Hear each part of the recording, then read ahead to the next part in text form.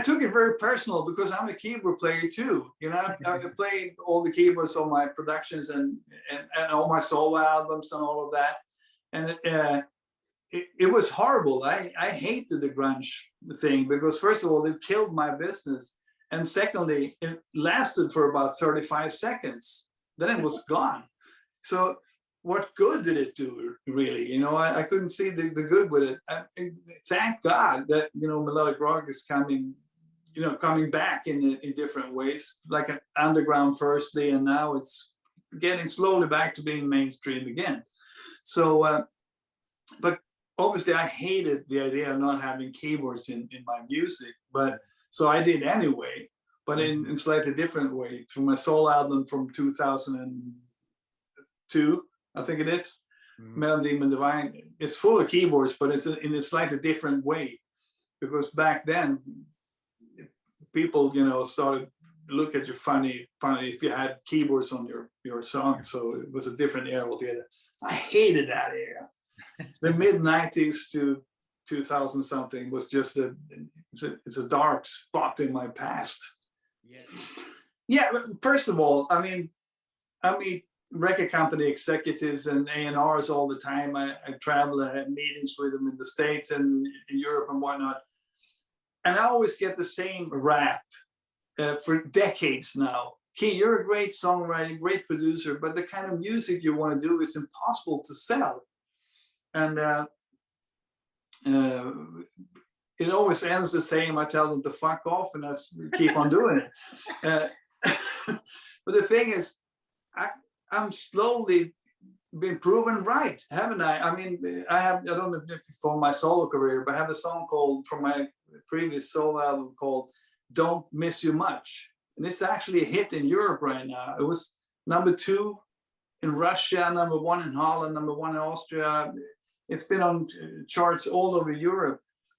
It's an AOR song. And I guess what this tells me is that there's a massive unmet need for this type of music, which is simply not represented by the major labels.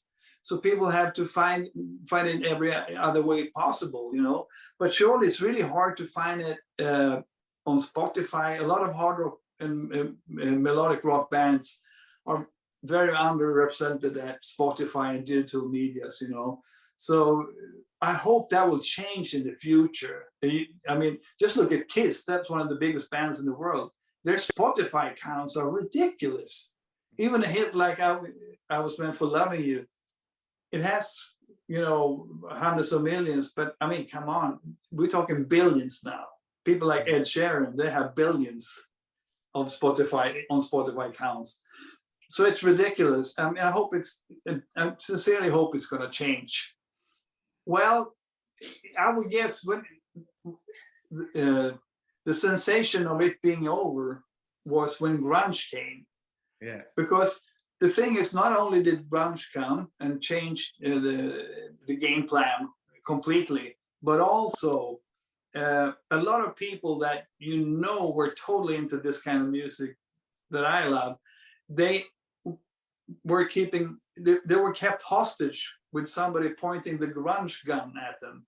You simply had to say, yeah, I love Nirvana. Yeah, I really like this new stuff. But they didn't mean it from the heart. You know, it was I've got thousands of examples of people just changed their pants to grunge pants from one night to another. And it was just ridiculous to watch it in LA. I was living in LA at the time. And from overnight, basically, people changed from, you know, tore up jeans and Hawaii shirts to turtlenecks and posh. What the fuck's wrong with you? What happened? Get a fucking grip. You know, this is not happening, but it did. And it totally, and I'm around that time, I moved back to Stockholm then, you know, I'm in Gothenburg now, but I moved back to Sweden. And it really, that whole thing really made me feel like it was over, but still being recognized because I'm like a household name in Sweden. So everybody could still ridicule me and mock me for being so obsolete.